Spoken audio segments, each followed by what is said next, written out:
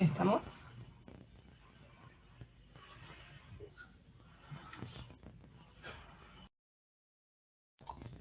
Okay. Good morning, everyone. Thank you for joining us and welcome to our World Heritage 2021 debate in the thematic month dedicated to the impact of disasters and pandemics on World Heritage sites. I'm Karen Gole, Coordinator of Cultural Heritage Courses at Cultural Heritage Center from the Pontificia Universidad Católica de Chile.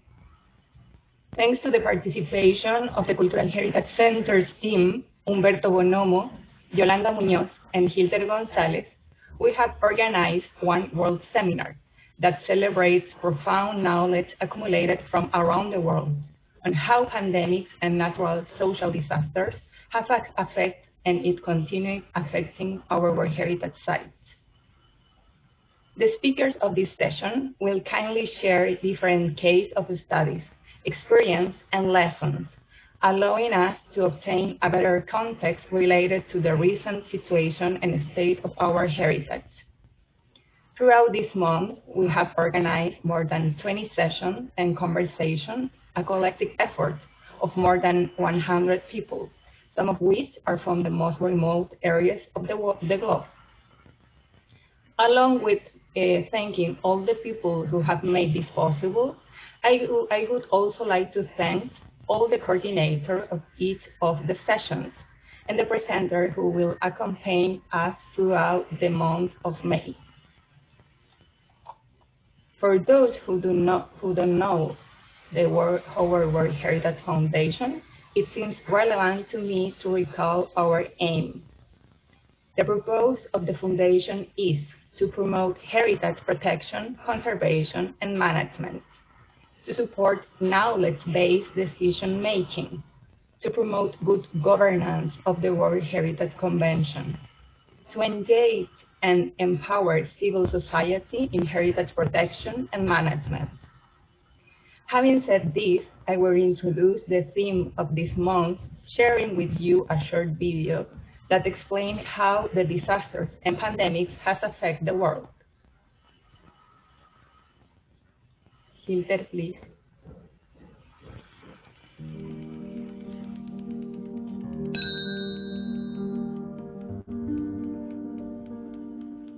Recent disasters and an actual pandemic have exposed the fragility and vulnerability of our world heritage. These exceptional sites and pieces, which we would like to preserve for all humanity and future generations, do not exist in a segregated world. They belong to our social environment and our daily life. But at the same time, the World Heritage Sites are in danger. They are threatened by natural hazards that attempt against their existence. The pandemic has revealed their fragility and how much the human presence in them is vital and necessary for their survival. How can we protect them and at the same time give them life and new meanings? If we hope for a future for them, we should stop considering them only as beautiful objects or places, merchandise for the tourist industry, and fully integrate them into the social and cultural dynamics of daily life.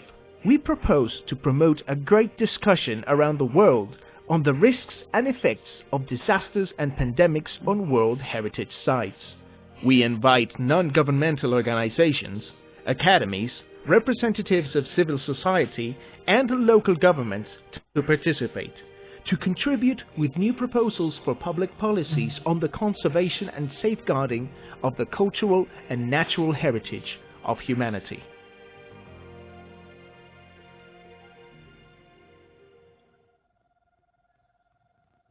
Today's session is Session 7, Preventing Earthquake Destruction in World Heritage Sites, Learning from Empiricism to Regulations, whose moderator is Marco Barrientos, architect and PhD in Architecture and Urban Studies at Pontificia Universidad Católica de Chile, and professor at Cultural Heritage Program, UC. His research fields are architectural, engineering, and urban history, earthquakes, and architectural heritage. He has a postdoctoral position at the Structural Engineering and Geotechnical Department, UC, Pontifical Catholic University of Chile. This research, developed at the Structural Engineering and Geotechnical Department, analyzed from a qualitative and critical perspective the structural interventions over historical and reinforced masonry church located in the Chilean Center Valley. Marco, please. Thank you very much, Karen. Thank you very much also, Humberto, and your team for this invitation and the opportunity to be part of this global seminar as coordinator of this session. I would like to thank also Fernando Perez and the whole committee as well for the efforts on organizing this important international event, and every person and institution that made this seminar possible. Especially to the Centro del Patrimonio Cultural and the Catholic University and our World Heritage organization. This session addresses the topic of heritage, earthquakes, destruction, and building regulation codes, and the efforts to preserve our World Heritage sites and culture. 5 proceedings will be exposed showing relevant cases from China and Nepal in Asia, Italy in Europe, Mexico in North America, and closing with the Chilean case in South America. After the presentations, we will have a roundtable debate and space for questions from the audience. So the audience can write the questions in the chat and I'm going to select them and read them also. I'm going to present the abstract of the session. Cultural heritage can be exposed to many different kinds of hazards and disasters. Some of them, such as earthquakes, are forceful and destructive. A unique particularity of this problem is created by their unpredictability factor, which often affects heritage. Because of this, there are regulations that provide not only restrictions, but mainly prevent new rules in order to protect the cultural heritage. Thus, this session raises some questions such as how do earthquakes affect different cultural heritage expressions around the world? How do national and international regulations and conventions protect World Heritage sites from earthquake destruction? And which roles carry out the empiric dimensions among the relationship between earthquake destruction and cultural heritage protection rules? An international and multicultural discussion leads to a better understanding of this crucial issue. So,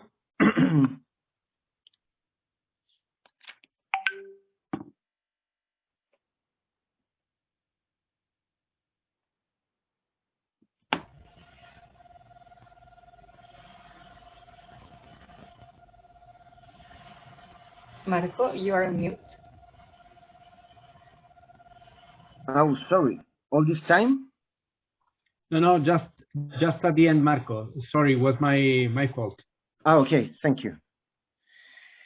So the first presentation will be exposed by Professor Wang Yu, who is senior researcher at the Department of Architecture and Planning at the Norwegian University of Science and Technology.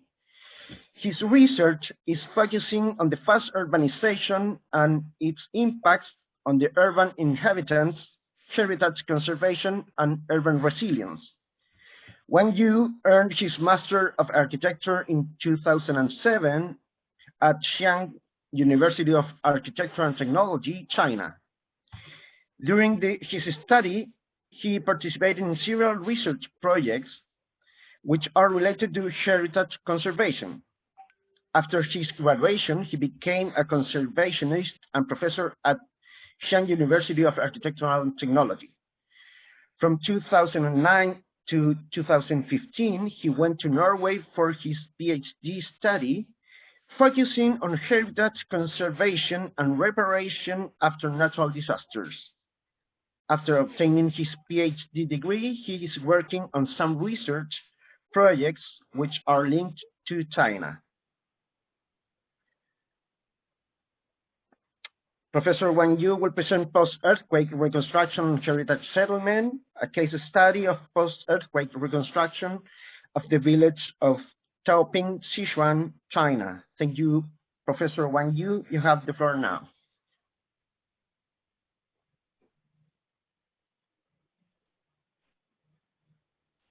Thank you, Marco.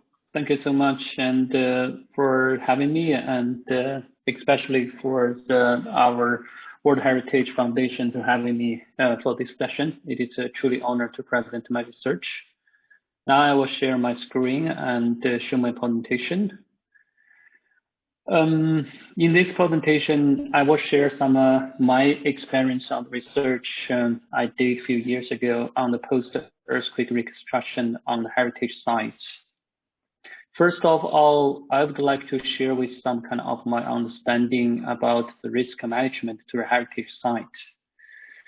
I think the heritage site is extremely fragile and vulnerable in the facing of the disasters and potential risks and hazards. There has a lot of vivid image and also the flashback, all these disaster events and our great loss of heritage caused by the nature disasters and the hazards. For example, the Kathmandu Valley World Heritage Properties with a great loss because of the 2015 earthquake. And before that, actually, including the UNESCO, the other kind of knowledge communities are focusing on this area for many years to prepare. Even that, the tremendous loss after the earthquake is very, very kind of substantial. I can give you another example, which is caused by man-made war crime, which Bamiyan Buddha was the first kind of the biggest kind of a Buddha kind of sculpture in the world that was destroyed in 2001.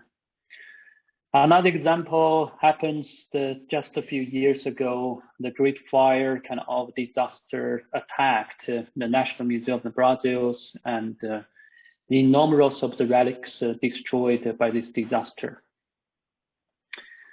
The flashback back to the 2 years ago in the landmark of the Paris remind us how fragile and vulnerable a heritage site is when they're facing the heritage, when they're facing the disasters and nature kind of man-made hazard. This map shows, in fact, there has a factor like so showing like lots of the heritage sites and including the World Heritage sites are located in the very active seismic areas, which means the potential of having the kind of attacked by the earthquake is very high. That's actually another kind of alarm to remind us we have to prepare and we have to save and protect our cultural properties from the disasters, including the earthquake. As a matter of fact, all it's the preparedness, all it's the public awareness, and also the professional reactions to this. I have to say it's not that enough. This is kind of the study conducted a few years ago, which shows on the list of the World Heritage sites, only 10% of them have a proper contingency plan in facing the potential attack caused by the hazards. And which actually remind us more than half of the cultural properties and World Heritage sites that don't have a proper kind of preparation and don't have not be ready for actually the challenges caused by the hazards.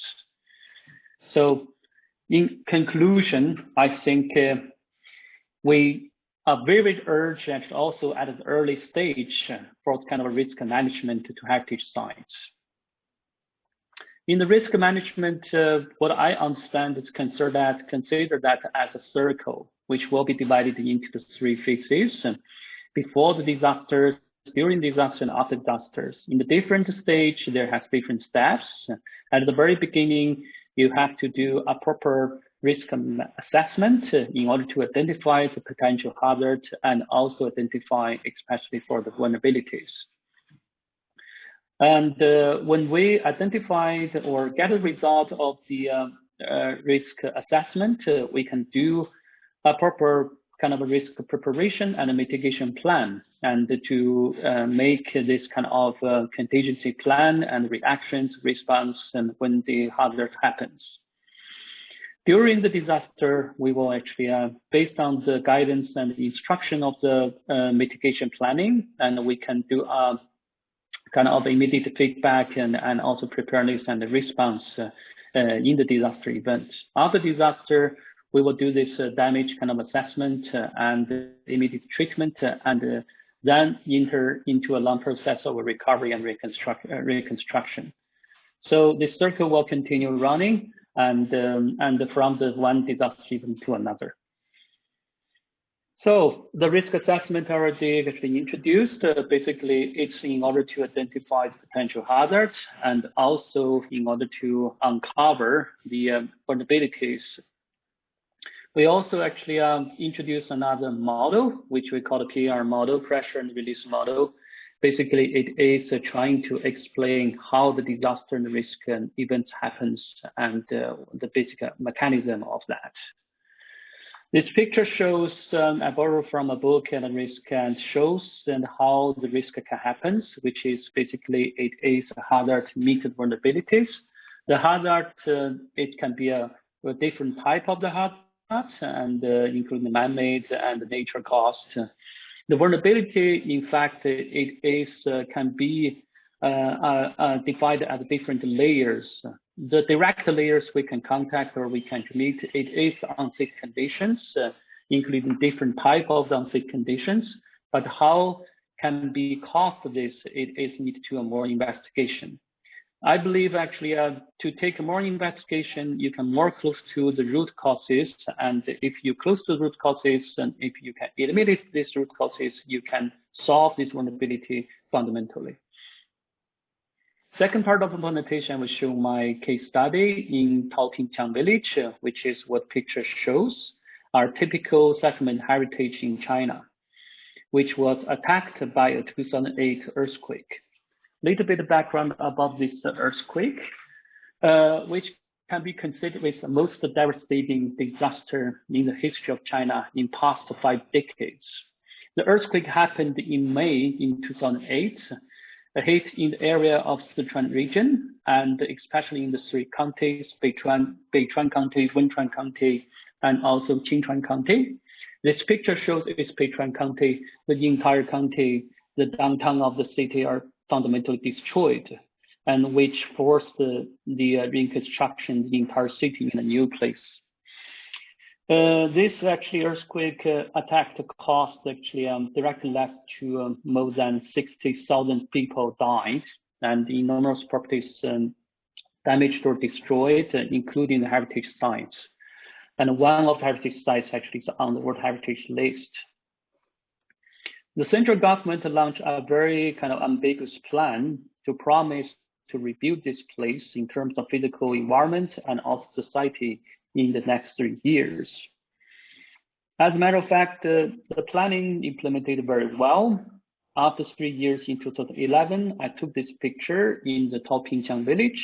The entire reconstruction kind of a plan is already being implemented and well kind of put into place. This is what it looks like after the earthquake. If you compare the previous picture, it shows a big change in this settlement.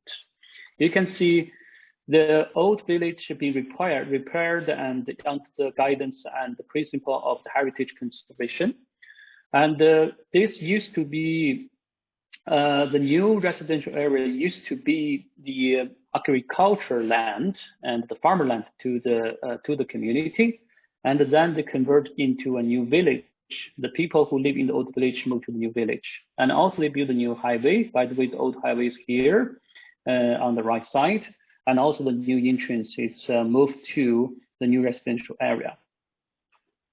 In this research, I actually divided into a 3-phase and a 3-step research, which I named that as past, present, and future.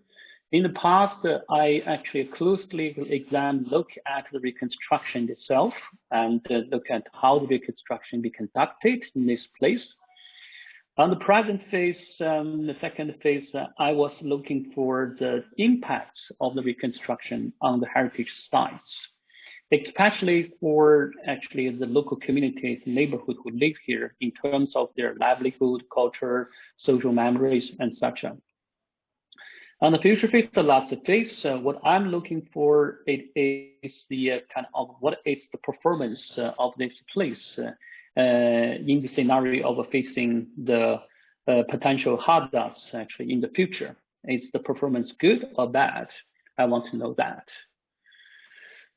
In the first phase, what I investigate, I get a conclusion or very interesting phenomenon. I found that there is not only one reconstruction, but there are two reconstructions. It's one reconstruction. The first reconstruction, it is official reconstruction. I call that heritage guidance, kind of heritage conservation guidance, guided reconstruction, which is kind of following the principles to repair the heritage sites.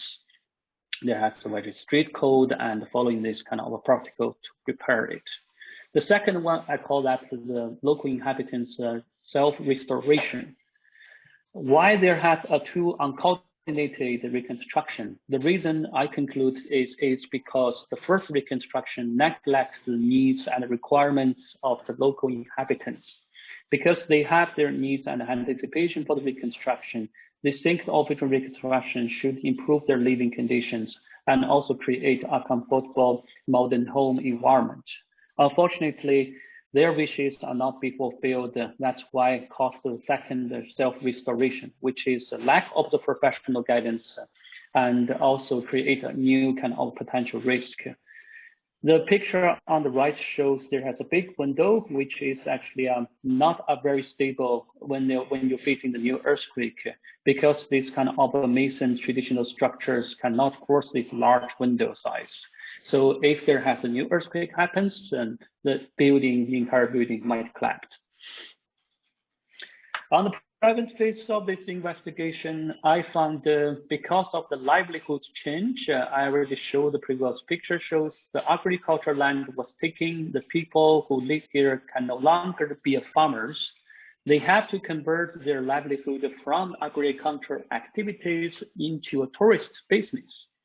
So in order to increase their income from tourist business, they convert their culture and their kind of social memories into a showcase of their kind of village, of their culture, and such. So I can give you an example how they modify and redefine their history. One example it is from the picture shows, and on the left it is a historic picture of the traditional custom of this region, of this village actually, and the right side it is the current kind of tourist guide custom. They call that this is traditional. Unfortunately, it's not traditional. This is just their uniform for the tourist guide, but they claim that this is the traditional ones. The second story I can share with you, it is the same guide here, this lady who perched several courtyards after the earthquake and put it together to rename this big building as the Qiang Palace. And she claimed there was a king who lived in the village, and the place she shows it is the palace where the king used to stay. I look at the historic records and there is no evidence to show her statement. You can see what happened after the earthquake, the impacts of the social change, and also their kind of collective memory and remodified the history in order to create this showcase of their Qiang culture, and which is directly linked to the reconstruction activity itself. The last part of my research is focusing on what is the performance of the settlement in the future, in the future when this potential hazard happened. I run a bunch of the scenarios into this site, and my conclusion is after reconstruction, this village become more vulnerable than before. I can give you one example. You can see the new village here. It is located in the old farmland. They have this area, it is facing the slope of the mountain. And in this region, the landslides are very, very frequent. And due to the heavy rain season, the landslide is a very, very popular kind of frequent kind of hazard in this region. And the new research area is facing a great challenge and potential risk for the landslides. I think the reason is because when they planning or build this new area or doing this reconstruction project, they are lack of thinking about the other type of the hazards. They only think about to resist future earthquake attack, but neglect the other potential hazards in this region. In conclusion, I found from this research, I learned the heritage settlement, in fact, there has both contain the heritage value and also the habitation and also the living. It is also another keyword. So if you do a proper reconstruction, what you have to do is not only pay attention on the heritage reparation, but also has to prioritize to satisfy and to rebuild and restore the living function. So the function of living is quite critical. If the function of living is not satisfied, we might kind of create a conflict to the heritage conservation. So if you want to solve these conflicts, what you have to do is trying to actually discuss with local inhabitants very patiently, work with them, trying to find a win-win situation. That's all my presentation. Thank you so much.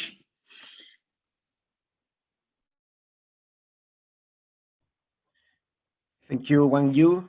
A very interesting presentation, especially from the point of view that you have presented as in 3 stages as past, present, and future, and the challenges that through this case one may understand. Especially, I think that it's very interesting thinking about the reconstruction not only in built heritage, but also from the communities as well. So thank you again, Wang Yu. Next presentation is damages from the Gorkha earthquake in Nepal, another Asian study case, and will be presented by Professor Giuseppe Brando. Professor Brando is Associate Professor of Structural Engineering at the University of G. D'Annunzio of Chieti Pescara, where he holds the Master course of Metal Structures and the Bachelor course of Structural Engineering. He graduated cum laude in Civil Engineering in 2005 at the University of Federico II of Naples. In 2009, he got the PhD in Design, Analysis, and Experimentation of Structure at the University of G. D'Annunzio of Chieti Pescara. At the same university, he is framed as an expert in structural engineering.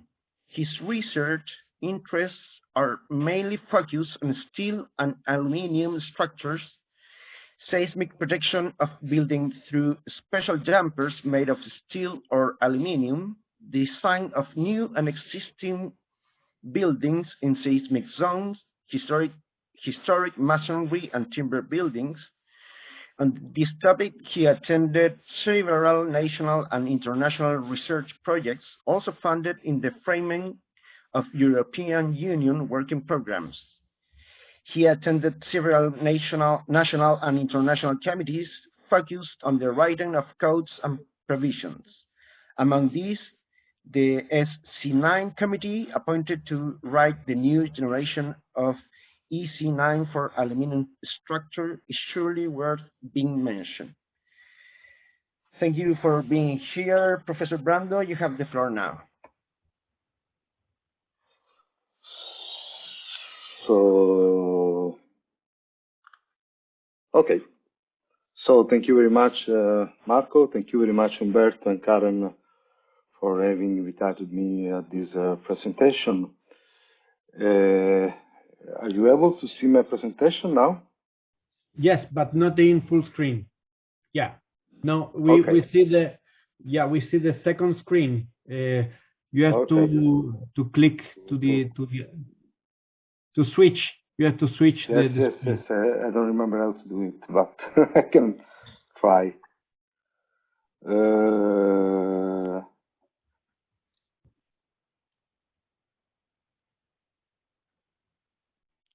Okay, Yeah. what about now? Okay. So, what I'm going to present now is a very huge activity that we implemented after the 2015 earthquake in Nepal.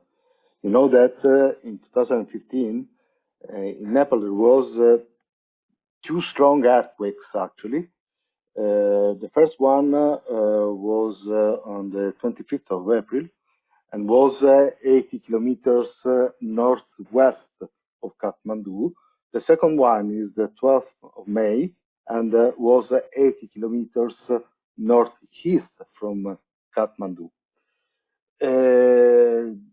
These two earthquakes were relevant from the magnitude point of view. Now we will see some data. And comes from a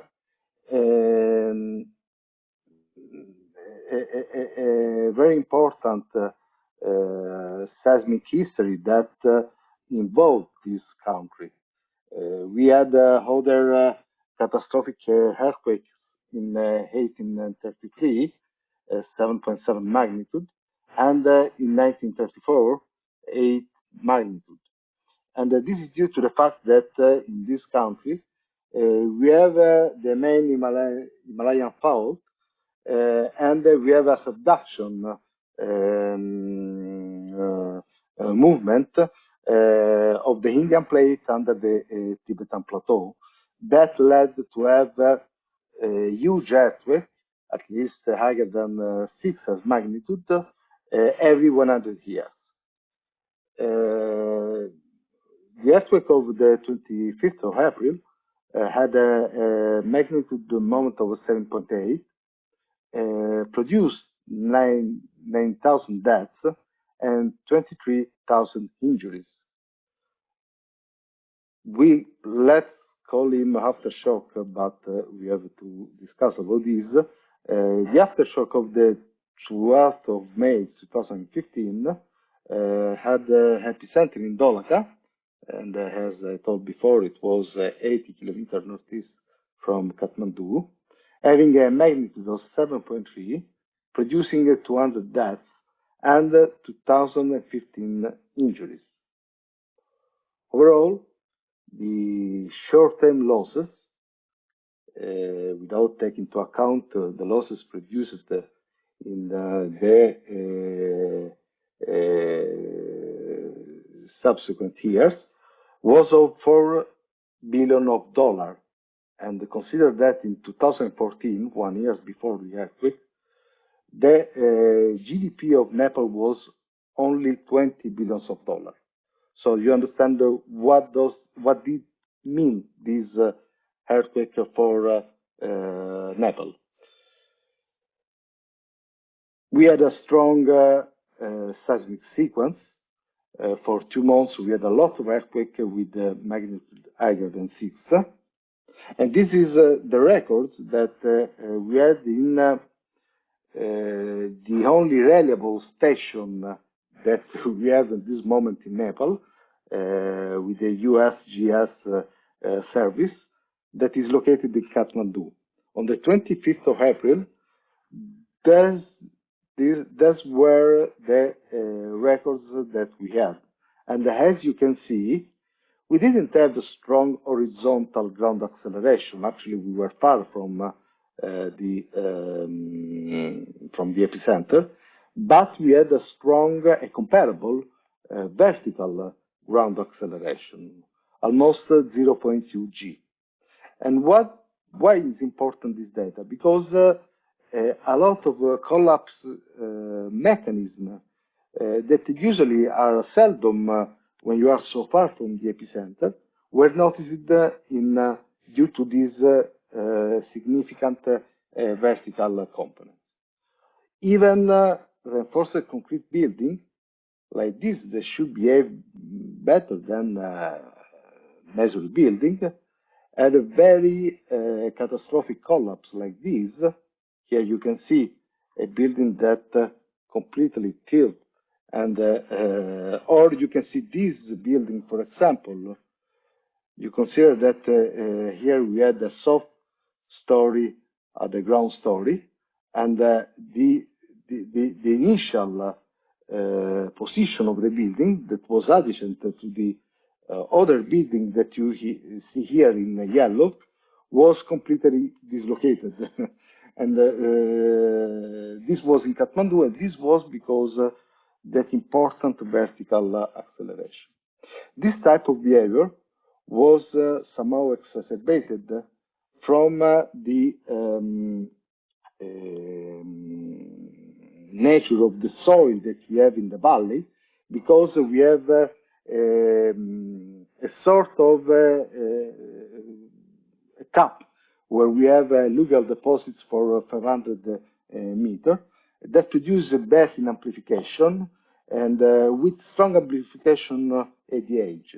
And in fact, we saw a lot of very catastrophic collapse mechanism like this. Here we lost 2 stories on this building. Like this, those are all reinforced concrete buildings, but just to see that how severe was this type of earthquake. Here you can see the floor of the buildings that are put in vertical because of collapse mechanism like this. But the particular nature of the soil put in evidence also other type of phenomenon like this, in which you can see a liquefaction phenomena, in which the building rigidly rotated with respect to the other. Here there is another picture, or look at this. This is another picture in which you can see that the rotation of the building completely dislocated the building itself with respect to the original position. So this was an important earthquake that Nepal experienced, and that was very important to be studied for research from other parts of the world, in particular for cultural heritage that we will discuss now in the rest of the presentation. After this earthquake, I participated to a reconnaissance activity funded by the NSF, the National Science Foundation of the US, that was led by the Oregon State University. And here you can see the other university that participated to this activity, that was focused on these all these centers of Nepal, focusing the attention in particular in this area that you see in the square, because in this area some preliminary evaluation led us to understand that we had the maximum exposure, so the maximum losses. What we did in this activity, obviously damage reconnaissance. That means that we understood how building behaved during the earthquake, with the damage recognition or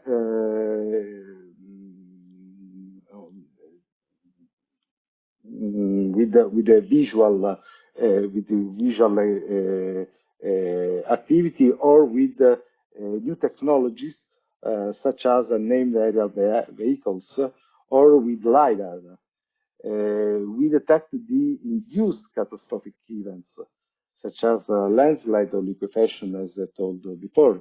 We classified the damage with the ATC-20 form, and with this we support the National Seismic Service to understand which were the damage scenario in the city that we visited. As for the cultural heritage, we did a lot of activity in order to understand, from the one side, how some collapse occurred, and from the other side, in order to understand which were the best retrofitting intervention to be implemented in order that this damage were prevented for the future. Which were the damage? Here you can see one of the most iconic, let's say, iconic building of Nepal in Kathmandu. This is a building of 100 years, but was very important. That experienced some damage, like out-of-plane mechanism of the main facade, or the elimination of the external wall of the facade itself. Other damage that we observed for the cultural heritage, for example, in Bhaktapur we had a huge experience, and it is an important historic center. Here we had the losses of almost 100 construction belonging to the cultural heritage. Here you can see the Vatsala Devi temple. On the left, you can see the original construction. On the right, what happened after the earthquake. A lot of construction that were the collapse was triggered. They were not lost, but almost. And the problem in Bhaktapur was that, in general, the historic center, that is an asset under a UNESCO site. The Bhaktapur city, the historic center, is a UNESCO site. We saw a scenario like this, in which most of the building completely collapsed. And the problem was serious because those buildings represented the identity of that city. Why this building collapsed? This building were in general been like this, in which you find slender building. Usually the original plan was of 2-3 stories, and then they were they had some superimposition. You can see that we have not these buildings are not very detailed, and so, for example, you can notice that there are no lintels, so the spandrels are very weak, and in fact here you can see some damage. Internally, you can see that there are some timber frame, like in this case, that were supported by horizontal timber beams.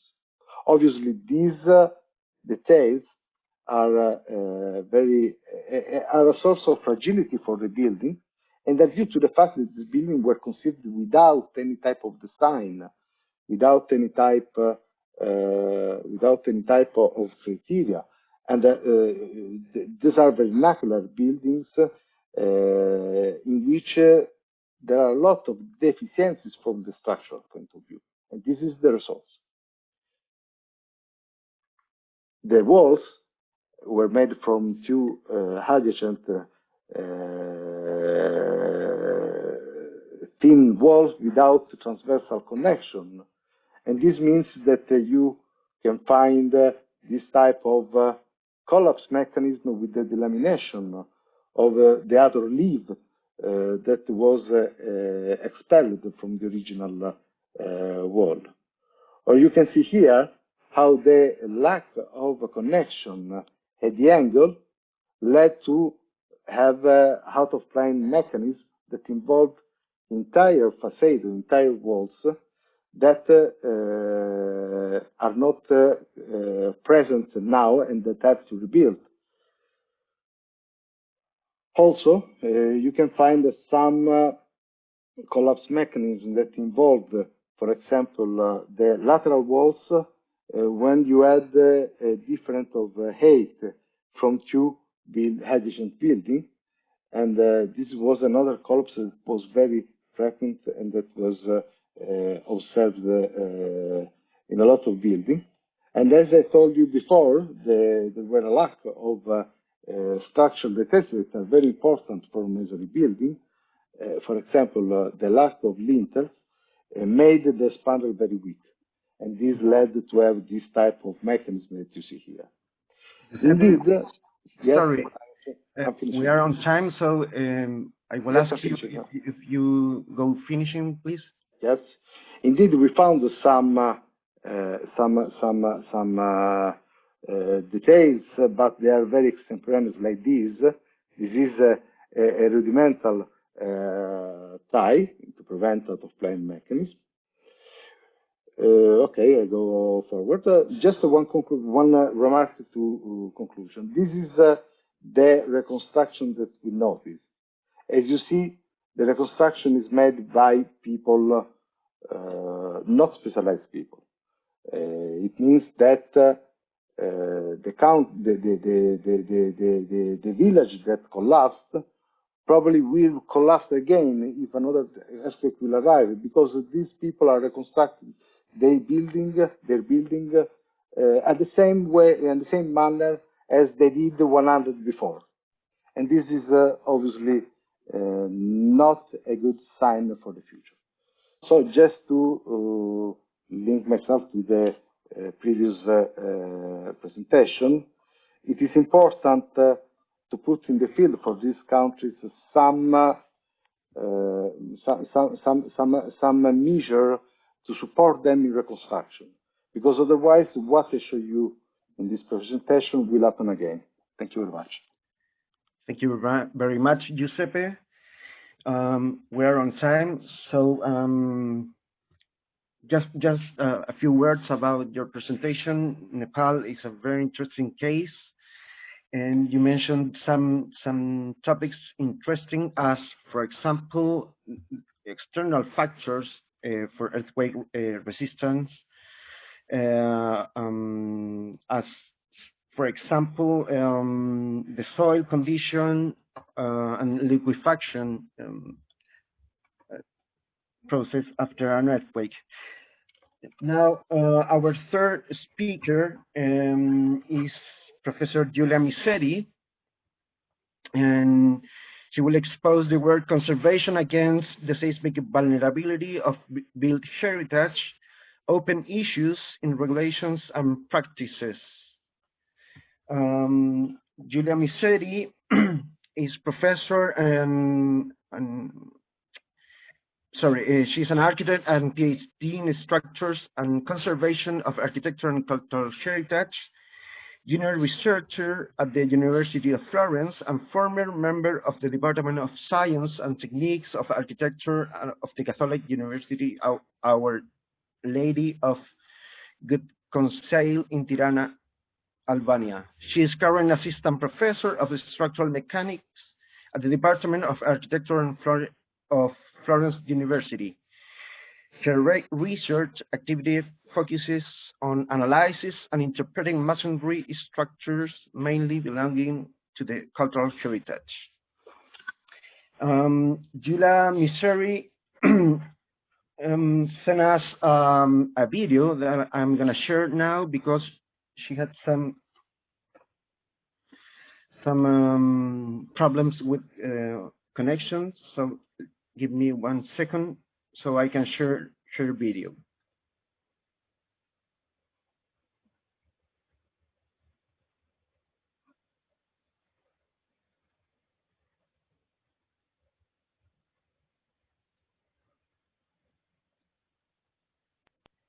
Hello to everyone. Thank you, Marco and steering committee, for organizing this session and inviting me to join the discussion.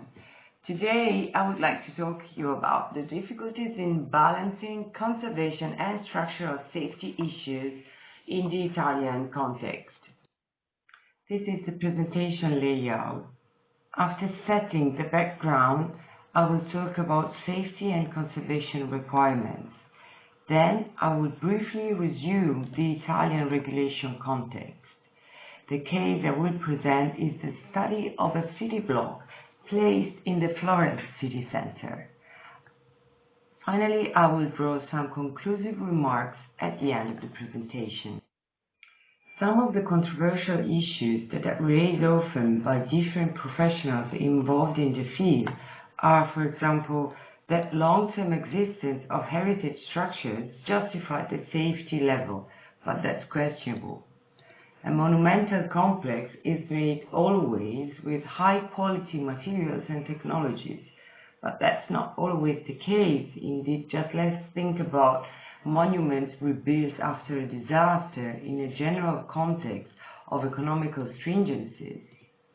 Also, traditional techniques and solutions found on site should be preserved anyway, but sometimes they are faulty, useless, or harmful to the building.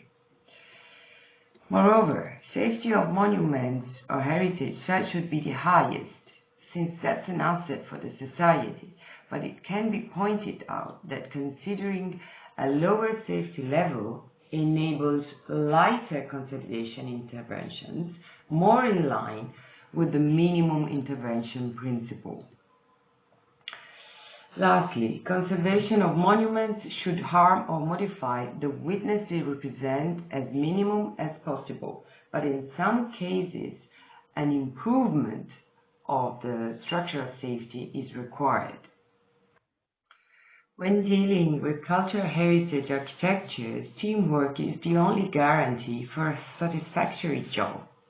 All the decisions taken during the design and implementation processes depend on many actors: architects, structural and plant engineers, conservators, art historians, archaeologists. All the consultancies are indeed necessary. The true challenge is how to coordinate their positions harmoniously. Concerning structural safety, the dialogue between architects, conservators, and structural engineers might be dumb and inconclusive. A balanced solution for structural safety is indispensable, since any architecture to survive and carry on requires the presence of occupants.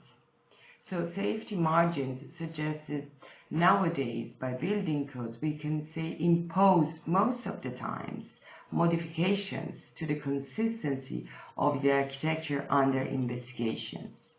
On the contrary, international conservation rules, intending them as charters, guidelines, and codes, are grounded rightly on the need to cause the least possible modifications. These two apparently conflicting issues: on one hand, the safety of occupants, which require modifications by adding devices or removal of parts, and on the other hand, conservation, requiring a minimum intervention, possibly reversible, can find a balance, but only if a multi-scale, transdiscipline method is employed. This is a layout of the most recent Italian regulations. And in addition to the national building codes for new and existing constructions and a unified code for listed monuments, the code referring to the mitigation of the seismic risk of cultural heritage structures basically define a new class of limit states in addition to ultimate damage and serviceability, which is the damage to the artistic asset limit state.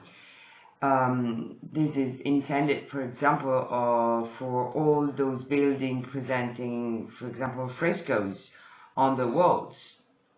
The code requires also a well-defined knowledge path of the cultural heritage building with surveys, diagnosis campaigns, and so on.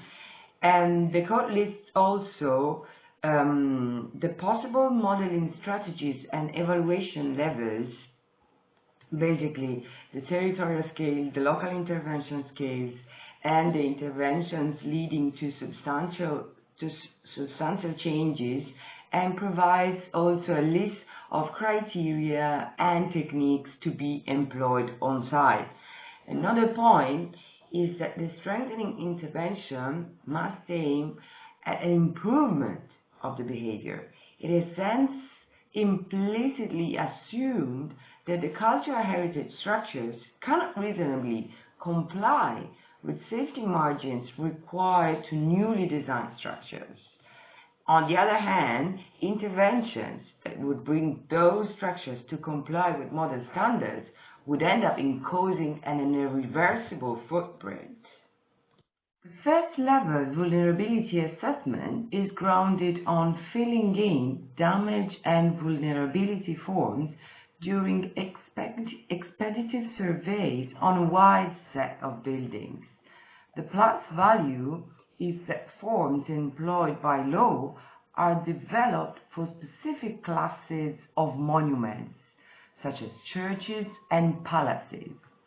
The objective is to help the decision-making process so to prioritize the interventions. The second level approach targets those areas where local damage, so out-of-plane or in-plane response, is expected. These vulnerable areas are identified during the knowledge part phase, so superposing historic, technological, artistic chronicles of the building and the diagnostic analysis. Local interventions do not alter significantly the behavior of the structure and can be designed employing the tools of limit analysis. The third evaluation level instead implies that interventions and evaluations are extended to all the building. The requirement is that they should not change the original behavior of the structure. So the aim is to avoid hybrid structures deriving from the juxtaposition of, for example, reinforced concrete and masonry elements. The employable tools are those typical of global analysis, so based on finite element modeling, only if this strategy is applicable and reliable, which is not always the case. Indeed, adequate software tools and modelers should run those highly nonlinear analyses necessary for this approach. So the tools of limit analysis instead can be employed as well in this case, but all the reasonably activatable mechanisms should be analyzed. Now, I would like to talk to you about a study that was carried out by the research group I work with. It focuses on the seismic vulnerability assessment of a city block placed in the Florence city center, which is a UNESCO site as a whole. This is part of a master thesis project, and it is currently being extended to other study cases. Therefore, I'd like to acknowledge the efforts and the support that the architect Chiara Mariotti put in the development of the drawings and computations. The methodology we employed is multi-scale, from the environmental context to the urban tissue analysis that ends up with the knowledge of the single building, analysis of possible local damage mechanisms, and proposals for interventions.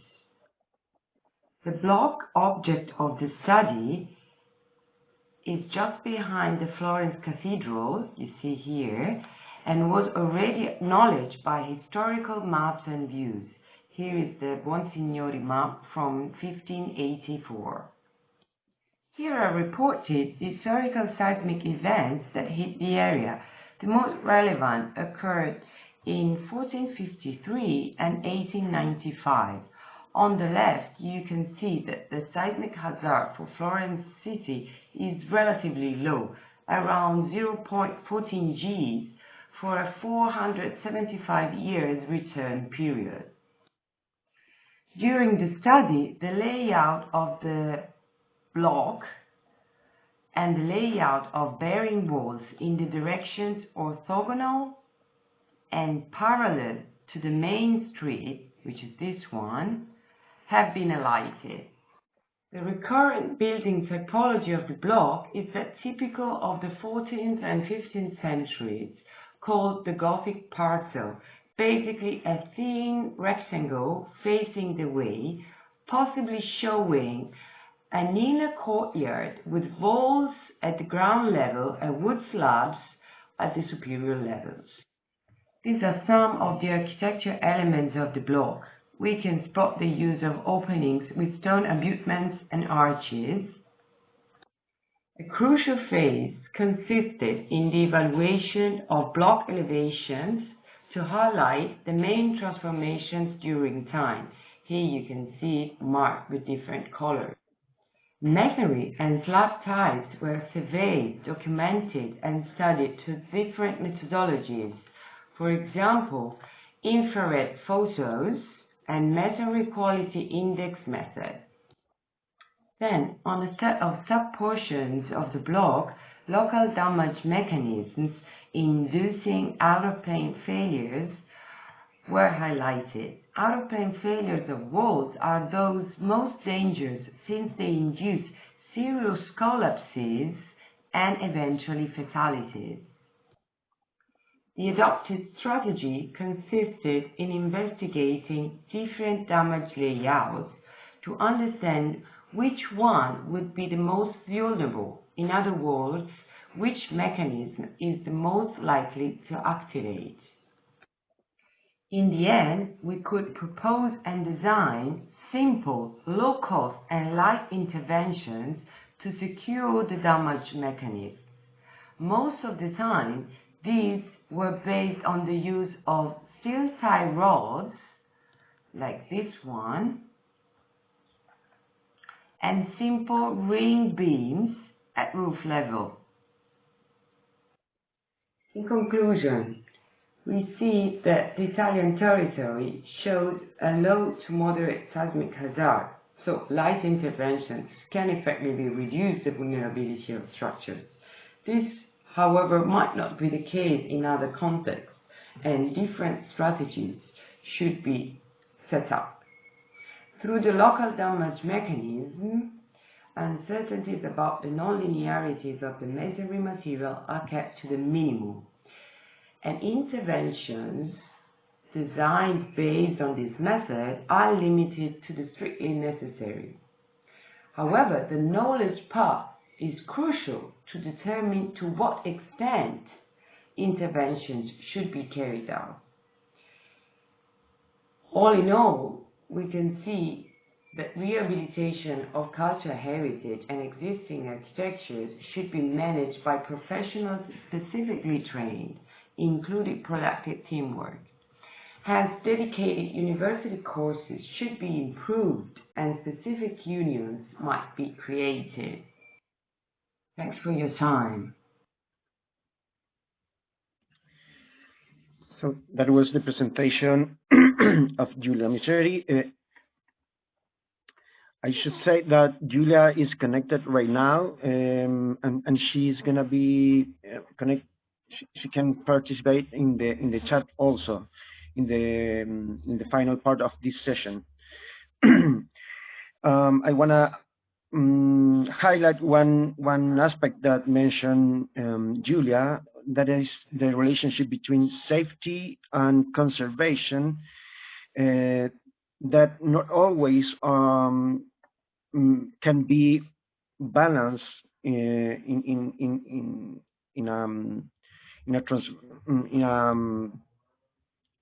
the same position. So maybe that is one of the main challenges about this issue.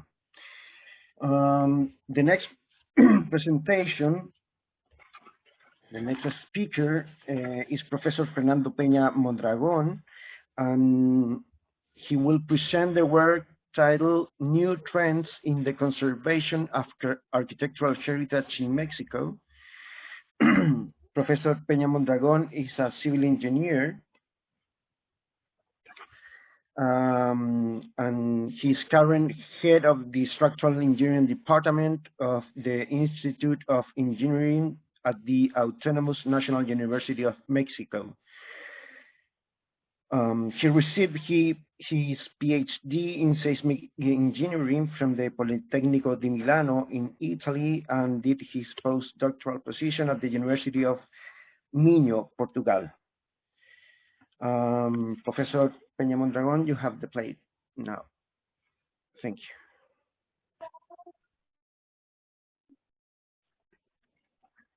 Thank you. I would like first to thank the invitation to this seminar and series of conference. I will talk about what we are doing in Mexico. So in 2017, we have two large earthquakes in the time period of 1 week.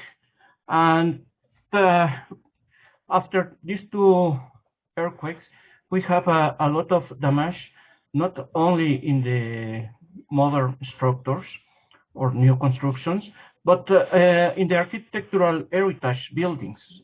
We have more than 2,300 buildings damaged around the country. And this quantity of damage is around of 6% of the architectural heritage listed in the affected region. So it's a lot of buildings, and there are several monuments listed in the UNESCO heritage that were also damaged. So this is an important issue now in Mexico. So after these seismic events, we made a survey on the different parts of Mexico to see the damage. Now in this conference, I talk only to churches, and what we seen in this survey. So typical damage in the facade of the church, so with some horizontal cracks in the tympanum due to the overturning, diagonal damage due to shear stresses in the tower. So the damages in the domes are those typicals that we can find in literature with radial and meridional cracks, some damage in the drums, some collapses of this type of elements, the damage in bolts. So are those also the typical damage that we can find in literature with these longitudinal cracks in the intrados and the extrados of the bolts due to the opening of the supports, with some also collapses.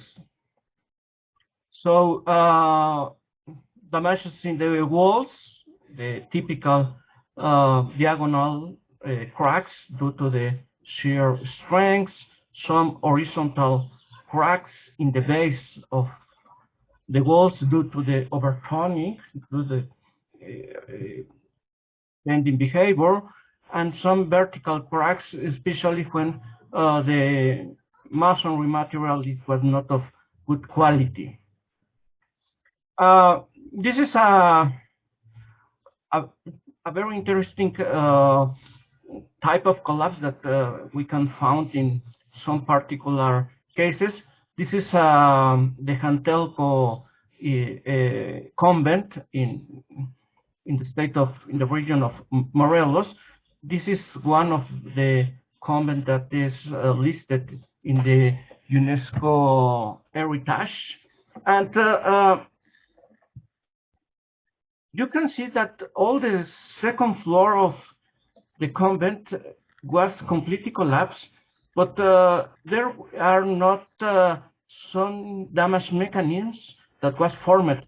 So all the second floor was completely disappeared. So all this debris that we can find here is not after the cleaning of the debris in the second floor. This is how all these stones were finished after the earthquake.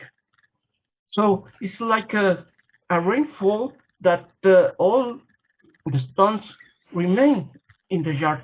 So here, it was no any person damaged or injured, so that's a miracle.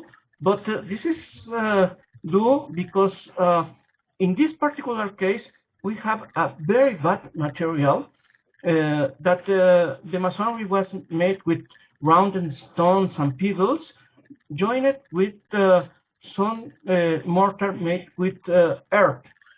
So from origin, this kind of material is very poor, with very bad qualities, and this kind of collapses we can find when the historical buildings are constructed with this kind of materials.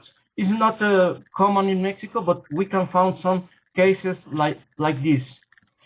So the first conclusion that we can make with the observed damage is that we can find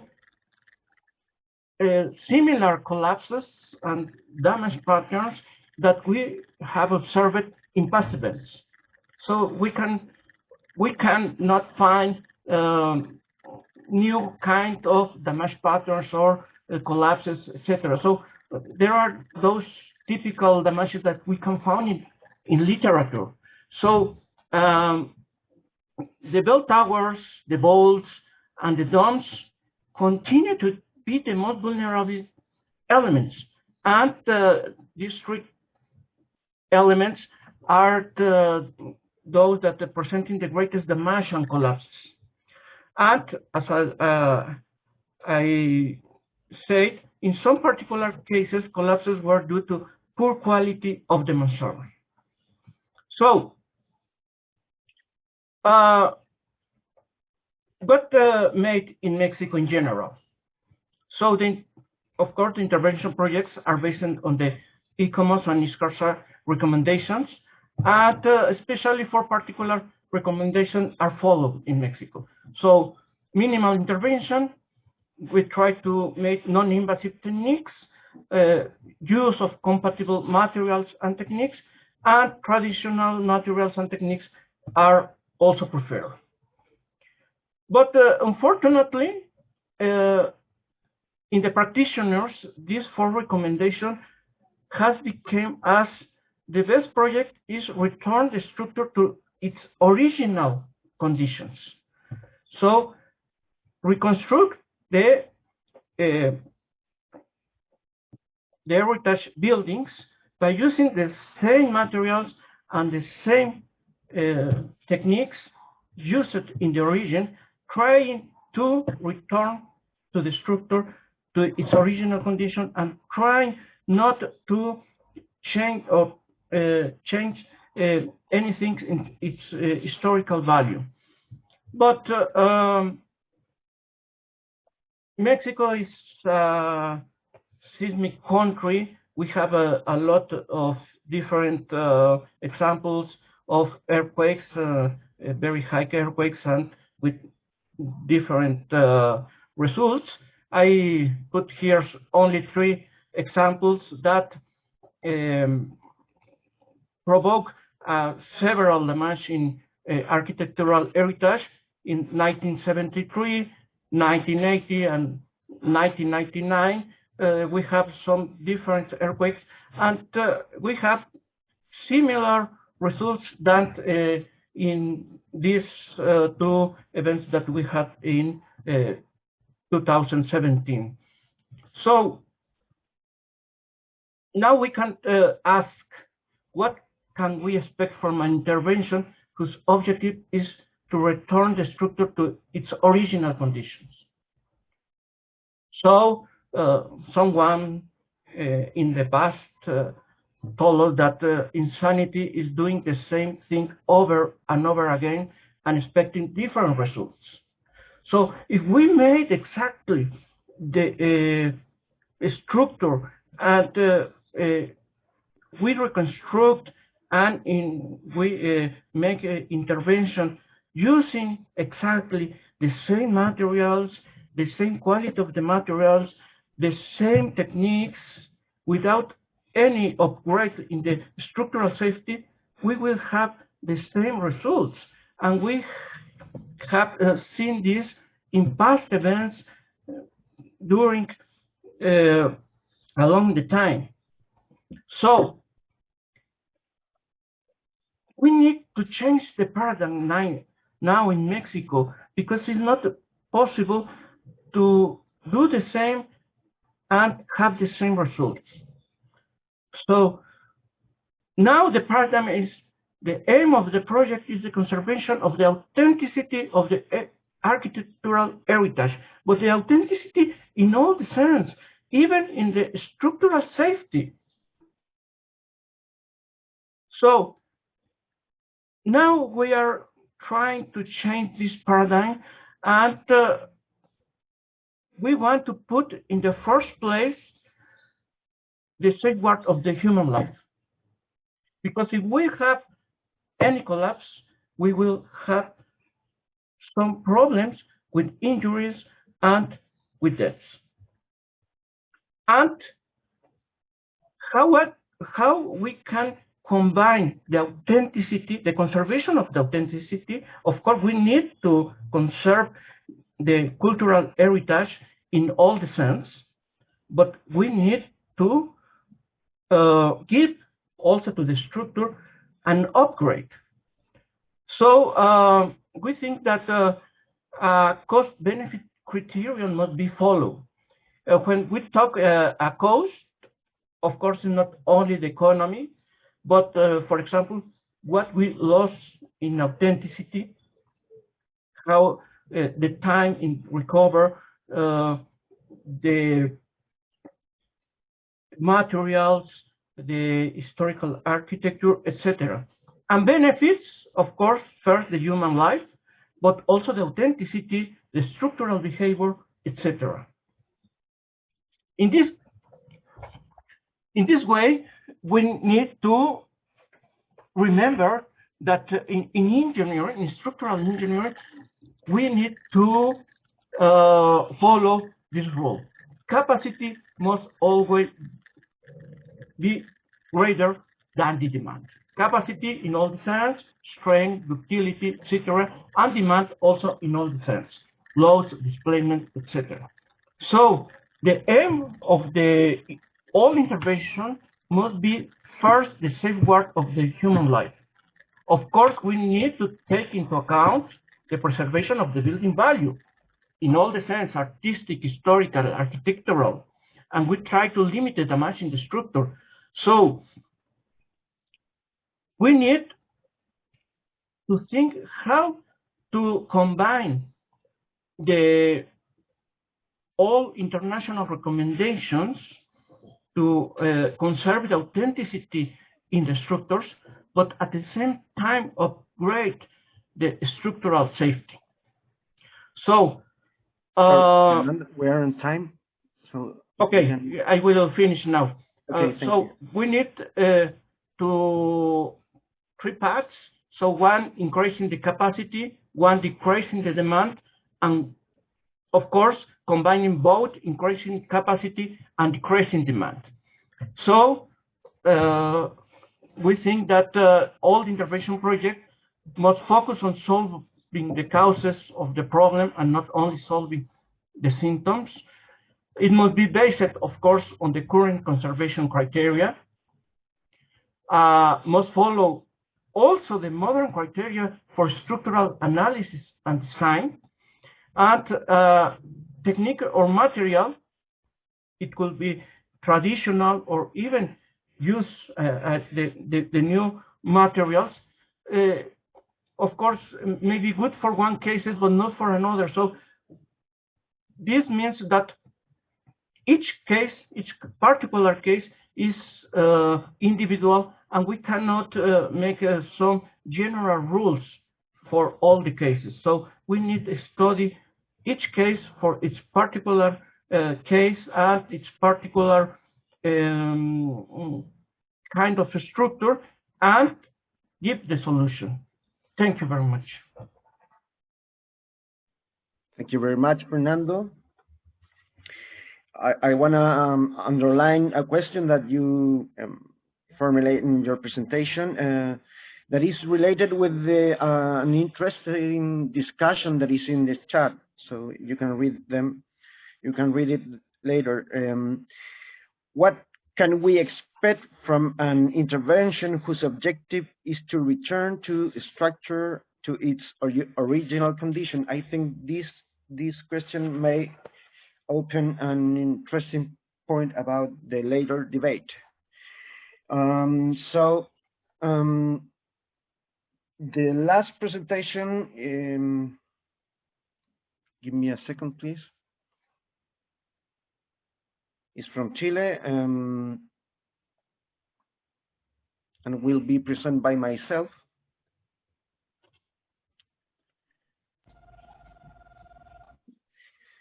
And the title is Earthquake Destruction and Heritage Protection Challenges, a Historical Review Through Chilean Experience.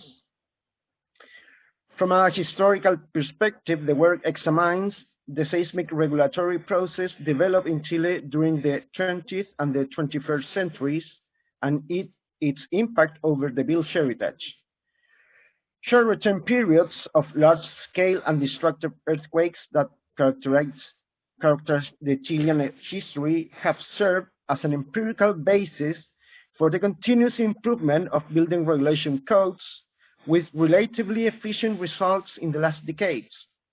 However, historical and heritage buildings, particularly unreinforced masonry buildings, have been systematically relegated from the technical and regulation building codes that have achieved advances. The result of this is a kind of systematic built heritage lost for decades. Therefore, the work proposes to address this issue in a projective sense, assuming the high seismicity that affects a large part of the Chilean territory and its effects over a diminished built heritage that is still preserved. A better understanding about the relationship between the earthquake phenomena, built heritage, and building regulation codes may be useful in order to provide a wide range of effective preservation rules over these kinds of historical buildings. During the 20th century, 75 earthquakes with magnitude over 7 have shaken the continental Chilean territory. In parallel, and after the 1906 Valparaiso earthquake, continuous and systematic research began that focuses on having a better understanding between earthquake phenomena and the performance of resistant buildings. In 1925, the National Monuments Law was promulgated, while the General Law and Ordinance of Construction and Urbanization were published in 1929 and 1930, respectively. An ordinance that has been part of a mandatory and legal building regulation instrument applied only for new buildings. In 1972, the National Building Code, NCH 433, was first published and specifically applied to structural engineering designers. Those codes have been modified according to the different earthquakes' impact over buildings in general, and as the 1985 and 2010 earthquakes did.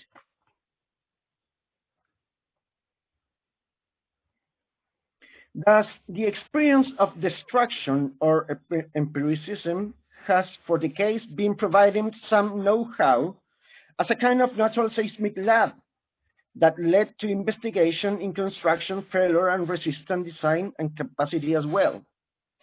However, it is a paradoxical situation where the high seismicity where the high seismicity of great quakes throughout history and its vast destruction of territory and buildings has simultaneously been providing opportunities for a better understanding for the relationship between building performance and earthquakes. There is a continuous seismic hazard over cultural heritage building in particular that has been permanently excluded for those regulation instruments because of its historical conditions. Between 2010 and 2021, 5 large-scale earthquakes with intensities over 7 magnitude shocked the Chilean territory. 3 of them megathrusts with intensities over 8 magnitude. The 2010 Maule earthquake was, however, the strongest and most lethal. Official reports inform 521 people died, 56 went missing, and several buildings were severely damaged or destroyed.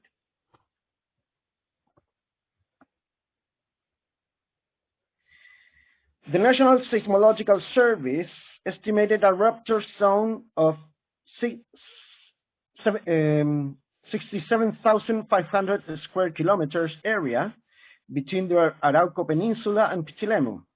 It affected the main cities and the rural zones located in the Chilean Central Valley, between the cities of Valparaíso and Concepción, an area that concentrates around 75% of the national population.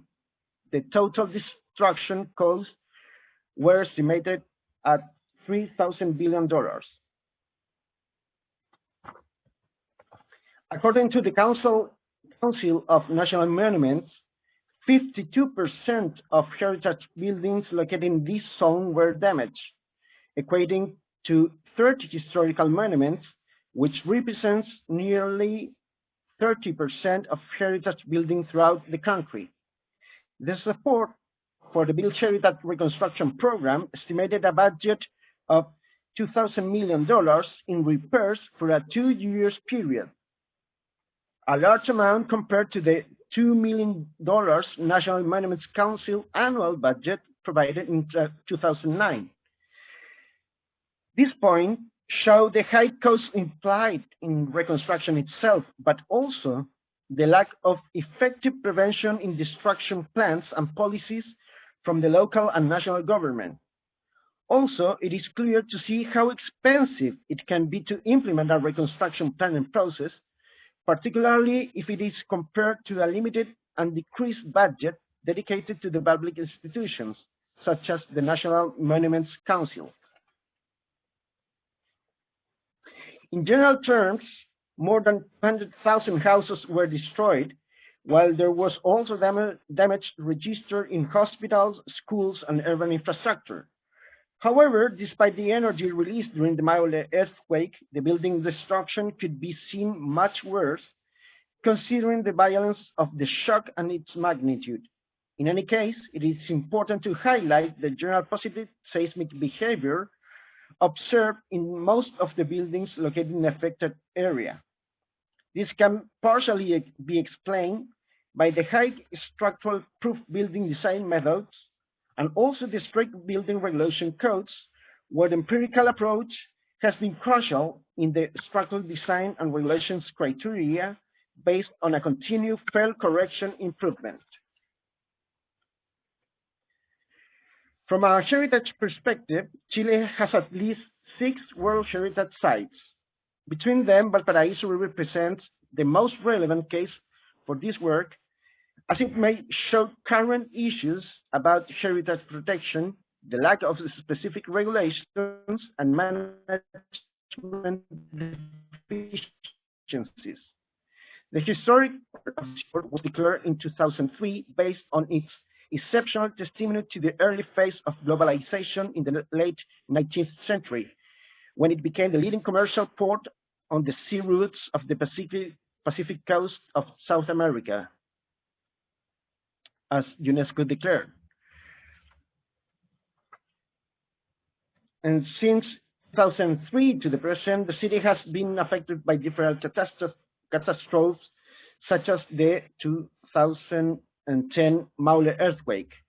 After this event, the historic water protected area had no buildings collapse, although some of them were severely damaged, such as La Matriz and the 12 Apostles churches, or the port marketplace. The minor damage observed can be explained by the distance from the epicenter, around 500 kilometers.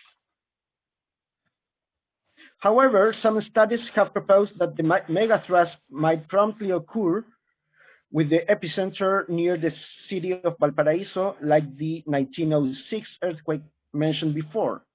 So the question is if its heritage building will have satisfactory seismic performance, if they will be severely damaged or even collapsed. In fact, some of the main issues are not only the lack of specific building regulation codes, but also the lack of management plans focused on heritage preservation. This led to the increase of abandoned and poorly maintained building that led to their degradation and eventually destruction. For the first time in the regulatory Chilean history, a rule applied only to unreinforced masonry buildings was published last year. Under the title Interventions over Heritage Construction and Existing Buildings, Requirements to Structural Projects, this code constitutes an effort to provide some guidance to structural interventions over ancient buildings, considering the architectural and cultural futures. In some way, it represents a contribution to the legal vacuum state in which these architectural and structural typologies were found. Nevertheless, this latest building code has not yet been tested through the earthquake experience or even by testing model, as Sandoval suggests. Therefore, some uncertainties still persist, as it is not possible to determine if the different structural interventions on historical buildings will report a satisfactory seismic response or not, or even if their architectural and historical attributes will be affected or lost after an important quake, precisely because of its structural reinforcement interventions. To sum up, this work proposes some relevant points from the Chilean case in main forward challenges. 1. The high seismicity of the Chilean cases refers to large-scale earthquakes occurring in short return periods and an almost permanent vibrating condition at different scales. This geographical and seismological characteristic is part of its historical development, where its architecture, building codes, and earthquake-resistant proof building designs methods have been improved for decades. In contrast, built heritage, particularly unreinforced masonry buildings, have been margin from scientific and technological advances on this matter. Thus, they are still vulnerable at seismic hazard. 2. The new buildings code interventions over heritage construction and existing buildings, requirement to structural projects, represent an important improvement on the lack of building codes applied to the built heritage intervention and repairing projects. However, it is still unclear how these regulatory criteria will impact over these architectural and structural typologies, as it has not been tested before, a point where, as a historical review has shown, the empirical approach as part of the seismic Chilean experience has been crucial in order to provide efficiency ranges of seismic resistant building performance. And 3, the historic quarter of Valparaíso World Heritage Site represents a case where its cultural attributes, historical buildings, its particular topography, and every relevant feature are unique, but it also represents a case where it is clear to observe how important it might be to implement sustainable public policies and management plans in order to address issues related to some abandoned buildings and subsequently in a degradation process. Just to finish the presentation, 2 main challenges must be addressed. First of all, the cultural and building heritage sites require an urgent intervention from the state and the community as a whole in order to avoid abandoned building and stop their degradation and deterioration. And 2, any structural and architectural intervention over heritage building must consider not only safety standards, but also its historical and cultural attributes. The last building code heritage must address empirical approaches that characterize the Chilean experience, taking into account the local constructive features and techniques with seismic standards. Thank you very much. Thank you, Marco. Humberto is here now.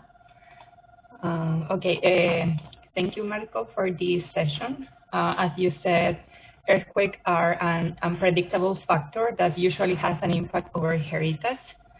And this session brought some questions such as how do earthquakes affect different cultural heritage expression around the world?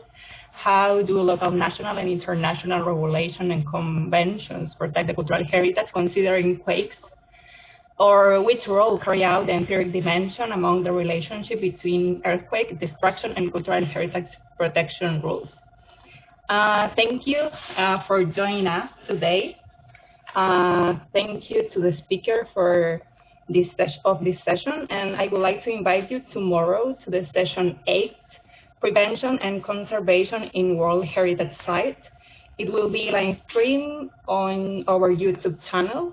And thank you, and see you tomorrow. Karen? Mm-hmm. Do we have some minutes, because there was an interesting debate in the chat? Sure, right.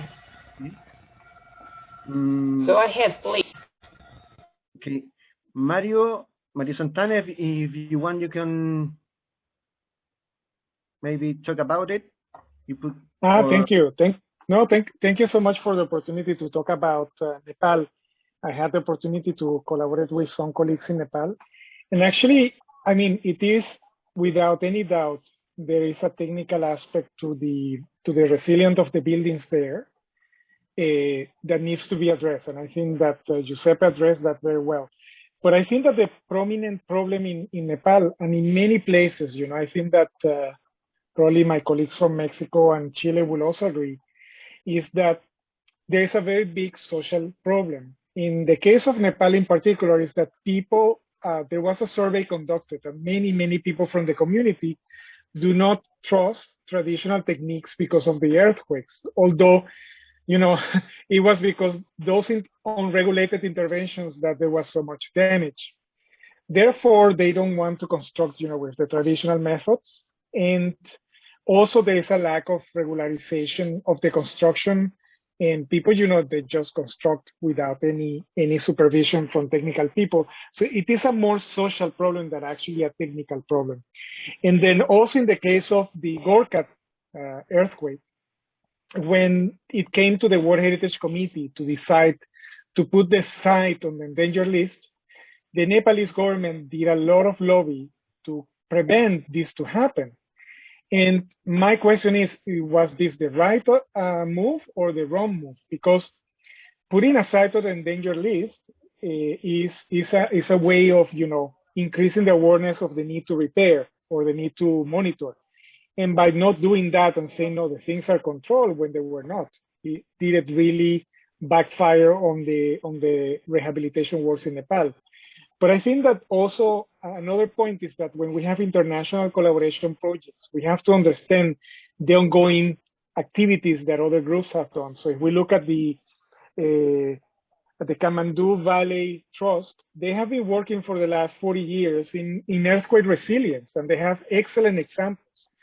And so there is a need to actually to review before we provide recommendations about what to do there, right? Thank you very much, Mario. An interesting point. I don't know if Giuseppe, you wanna? Yes, I perfectly agree with Mario with the problem, but I perfectly agree also with Fernando. That, in my opinion, from the structural point of view, stressed on the point, what we are available to allow in order to preserve monuments as much as possible. I mean, I also believe that traditional techniques are the key for the reconstruction. But I'm worried about the fact that implementing only traditional techniques will lead again to have the same damage. I mean, if we see dwellings, okay, that is another problem.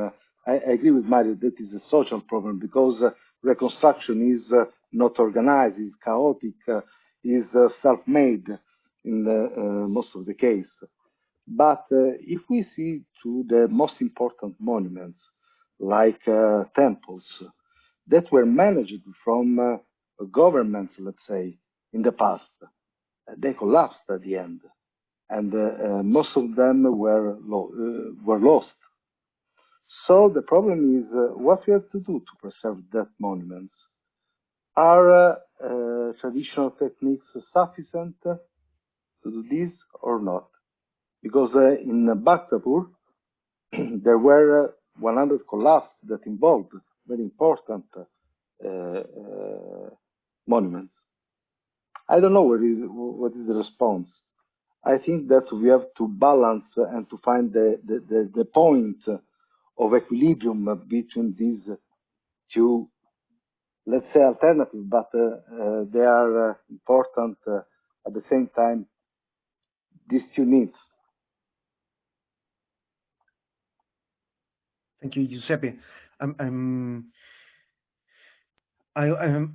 I think that Fernando Perez is not here, but I want to read what he put on the chat so we can understand. I see him actually. Are you? I see him. Fernando is here. Yes, yes. Ah, Fernando.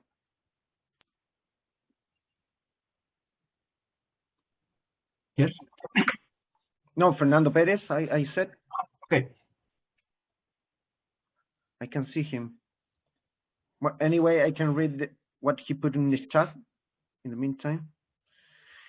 Fernando Perez said, I think Mario's point is very interesting as a starting point because specific initiatives to recover and make safer traditional construction techniques seems to be crucial, as also it is the involvement of communities. Heritage should be conceived as a space of encounter of tradition and contemporary thinking. Just to complement what Giuseppe said, no, and before Mario, no. I don't know if Fernando, Wang Yu, or even Julia want to share your point of view. Okay, I don't know the Nepal case, but at least in Mexico, I think that is something similar, in the sense of that in the big cities there are good construction. We have very good engineers, architects, and in general we don't have very big problems in the big cities. However, in the small towns, especially those that are some kind isolated of the main towns, the main cities, we have a lot of auto construction, and in these cases, they were not made with the best engineering techniques. So we can find several damages when an earthquake occurs. And another point is when we talk, for example, with some important building for the community, as the churches, that the community sometimes doesn't want any seismic upgrade. In any case, they want to reconstruct the church exactly in the same way. I put just one typical example. in one small town, the belfry was composed with 3 bodies, and the belfry collapsed completely. And as was very slender structure, we proposed to reduce the height of the belfry and just rebuild with one body. And the community said, no, we don't want it. We want the previous one. And if you make this, when you finish, we will go and demolish this belfry and we rebuild someone similar. So it's a very complex problem, sometimes also with the communities that are not just involved in these problems and in this kind of structural safety, seismic safety, and how to preserve the cultural values of the different buildings. Thank you very much. Now when you have the floor, but before, give me just 1 second, please. When you just to read a message for Bernie de Villar, who put in the chat: traditional techniques as called have adapted in seismic areas as well as throughout the years. So when you have the floor now.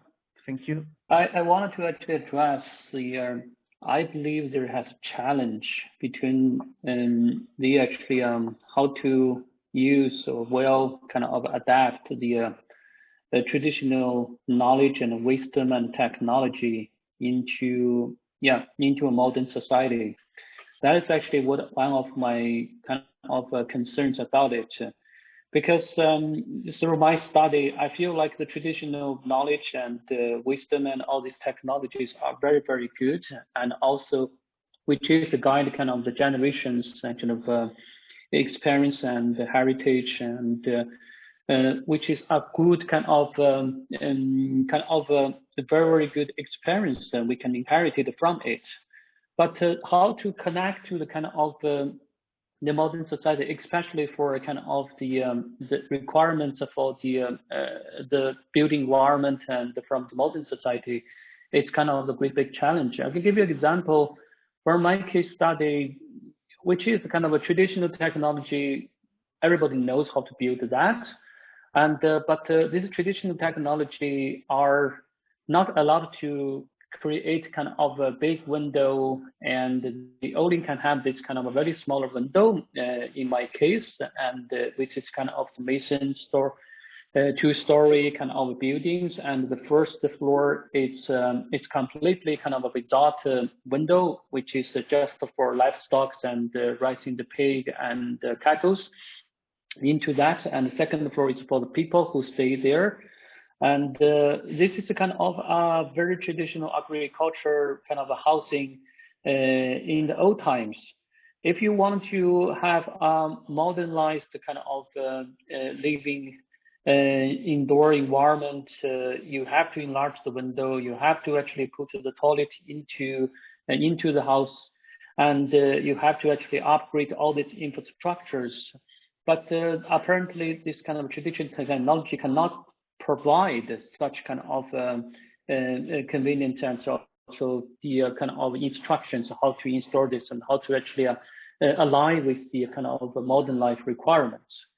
So when the local communities try to remodify and rebuild that, they want to use the traditional technology, but traditional technology cannot provide such answer. I think what I suggest it is actually sit down with the old craftsmen and with this knowledge, and plus the engineers and plus the professionals who can work together and to develop a kind of very kind of suitable and very in the one side to absorb the traditional knowledge, on the other side empowered by the technology and the knowledge and from the modern society, marry these two together to provide a solution I think that could be a kind of possible approach and to actually inherit the traditional knowledge, also actually to create a very suitable modern kind of living environment. In addition, have a capacity to be resilient for the future attacks caused by the hazards. Thank you. Thank you very much. When you a very important point, especially the last one that you mentioned about the necessity of work together between architects and structural engineering, but I may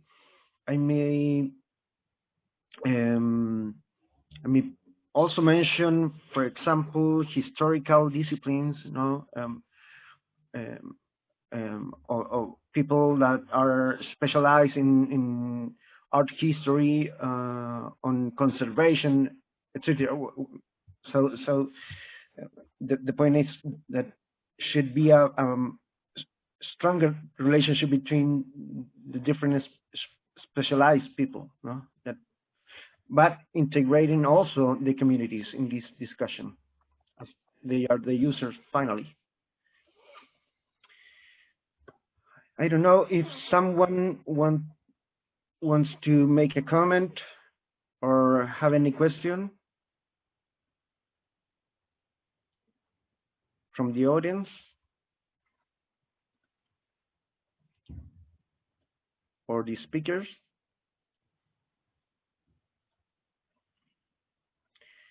No?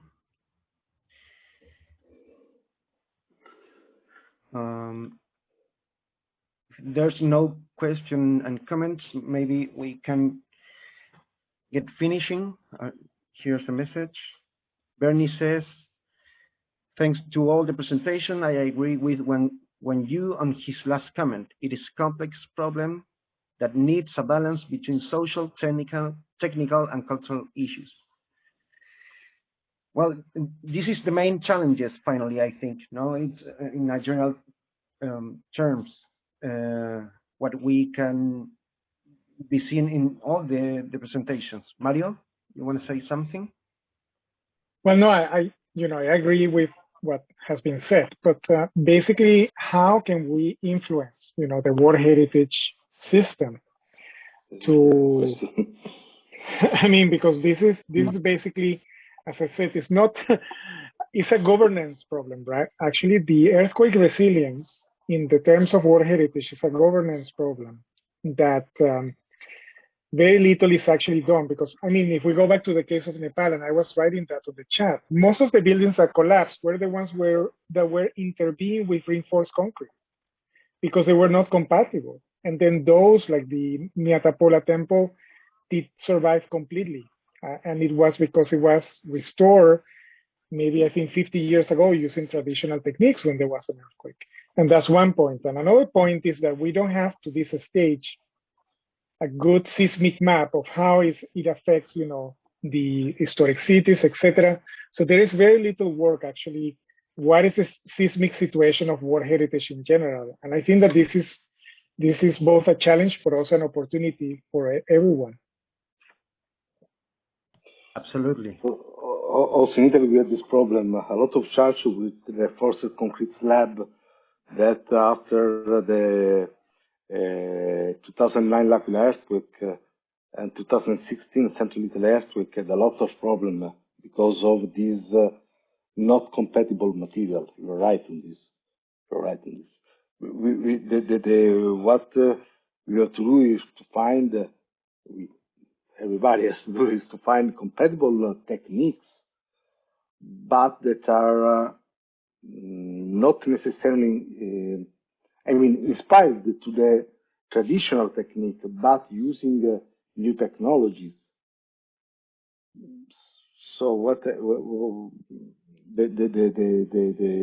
point of equilibrium that Wang mentioned before, in my opinion, should be this, and the needs should be the compromise should be between historical people dealing with conservation, people that deals with the structural engineer, a lot of technical and social figures that has to find the solution.